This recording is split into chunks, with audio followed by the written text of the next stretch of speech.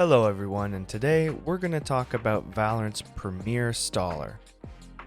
Her ability to halt a major push on her own and heal chip damage to herself and teammates makes her one of the most powerful agents in Valorant. Today, I'm going to show you how to play Sage. Look, there's no doubt to anyone that Sage is an incredible agent to have on your side.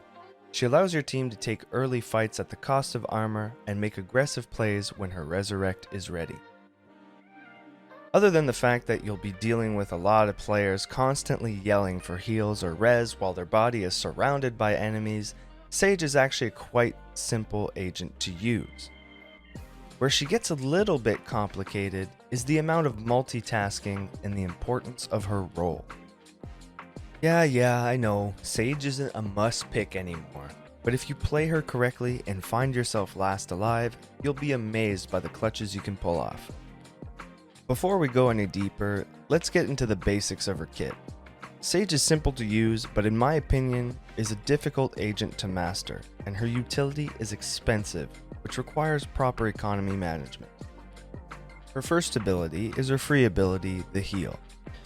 It regenerates every 45 seconds. This ability allows you to heal yourself or teammates up to 100 HP. It's a great tool to deal with chip damage in early round fights. Just remember you aren't invincible and a lucky head tap can still kill you. Next on the list we have her Barrier Orb. It'll cost you 400 credits with only one available to you. The Barrier Orb summons a wall of ice blocking off key areas where enemies might be pushing from. It can also be used to boost yourself over other Sage walls or smokes to get better angles. Next up we have the Slow Orb. This ability will cost you 100 credits with a reserve of 2.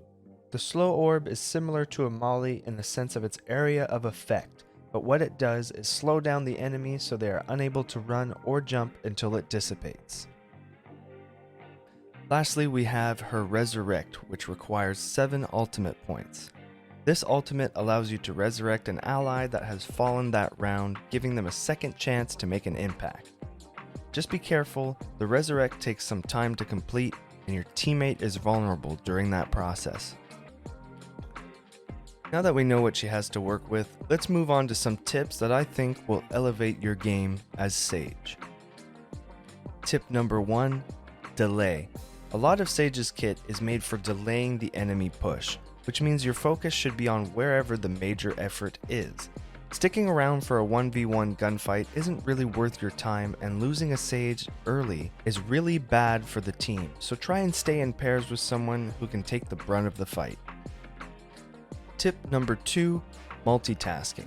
Sage requires you to multitask a lot, from keeping your teammates healed, dealing with an enemy push, and all the other usual stuff you'd have to encounter in Valorant.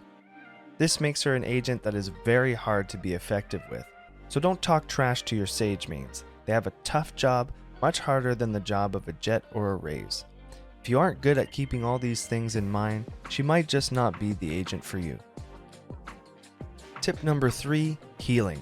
This tip is a little more for the team than it is for the Sage players themselves.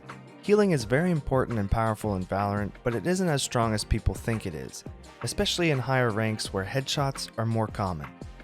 Obviously, keeping your teammates in tip-top shape is great, but keep in mind it doesn't make you invincible. And please, for the love of God, stop screaming for a heal when you are on the opposite side of the map. A good teammate will rotate to Sage for the heal rather than taking her focus away so she can run to you. Moving on to tip number 4, timing. Many agents in Valorant rely on timing, and with Sage that is pushed to a whole nother level. It takes experience and game sense to know the right times to use your wall and your slows. Experienced players will make it their priority to bait all that utility out before pushing a site because it is so powerful. So as a Sage main, focus on refining that timing and communication with your team because the combinations are endless. And lastly, tip number 5, ability combinations. Sage is very effective in combination with almost any other agent ability. Her slow or wall paired off with raise nades, brimstone ults, you name it, can be incredibly devastating. so don't be scared to coordinate with your teammates for that juicy play. And there you have it, folks. I hope this video shed some light on Sage and helped you understand that she isn't as easy as just healing your teammates. As a Sage player, you have to be smart and knowledgeable, and it takes time to learn all these things. Her skill ceiling is high, but once you start clicking with her, you will easily become one of the best players on your team. Thank you very much for watching. I am Phil the Void. This was my video on how to play Sage. If you would like to see more content like this or have any questions, feel free to comment, like, and subscribe for more in the future. Good luck, have fun.